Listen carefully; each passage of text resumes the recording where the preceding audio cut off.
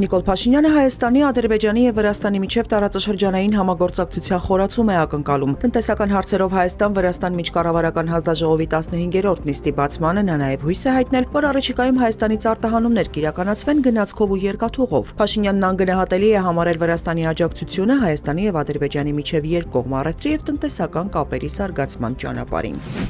Հայաստանում անհետ կորած անձ կհամարվի զինծառայողը կամ զինծառայության մեջ չգտնվող անձը, այդ թվում կամավորականը, որն անհետացել է ռազմական գործողությունների հետևանքով ստեղծված պայմաններում կամ զինադադարի կամ ռազմական գործողություններին հաջորդող խաղաղ պայմաններում։ Ազգային ժողովն ընդունել է ռազմական գործողությունների հետևանքով ստեղծված պայմաններում եւ հանգամանքներում անհետ կորած անձանց մասին նոր օրինագիծը։ Ըստ նոր օրենքի անհետ կորածի ընտանիքի անդամները կօգտվեն հարկային, կրթական եւ մի շարք այլ արտոնություններից հավելյալ ֆինանսական աջակցություն կստանան։ Արցախի մայրաքաղաք Ստեփանակերտի մերձակայքում բենզինի պահեստում պայթյունի հետևանքով անհետ կորած անձանց ընտանիքները նույնպես կստանան աջակցություն, ինչ պատերազմում անհետ կորածները։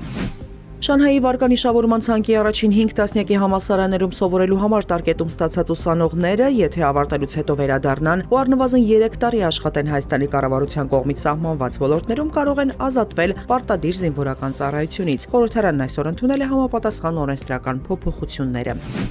Ազգային ժողովն առողջապահության հարցերի մշտական հանձնաժողովի նախագահի պաշտոնում ընտրել է Վանիկ Օհանյանին։ 107 падգամավորներից քվեարկությանը մասնակցել է 64-ը, բոլորը կողմ են քվեարկել։ Մարտի 3-ին չարտերային չվերթով Օմանի մայրաքաղաք Մասկատից Երևան է մեկնել 115 ուղևոր, որոնց մեծ մասը ավելի քան 90-ը Հայաստանի քաղաքացիներ են, հայտնում է արտգործնախարարությունը։ Նշվում է, որ չվերթը կոմերցիոն է։ Մինչ այս էլ եւս մեկ կոմերցիոն չվերթով Հայաստան է վերադարձել 15 քաղաքացի։ Միաժամանակ Արաբական Միացյալ Էմիրություններից դեպի Հայաստան նախատեսված չվերթները չեղարկվում են։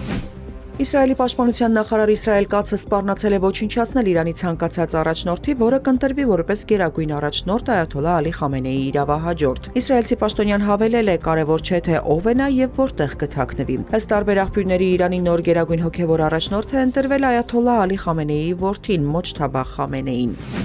Միացյալ Նահանգներում գործող մարդու իրավունքների պաշտպանության գործակալությունը հայտնել է, որ փետրվարի 28-ից ի վեր Իրանում սպանվել է 1097 խաղաղ բնակիչ։ Ըստ աղբյուրի նրանցից 181-ը 10 տարեկանից փոքր երեխաներ են։ Հարյուրավոր այլ մահվան դեպքերի մասին հաղորդագրություններն ուսումնասիրվում են։ Բացի այդ, քաղաքացիական անձանց շրջանում վիրավորների թիվը 5402 է, որոնց թվում 100 երեխա կա։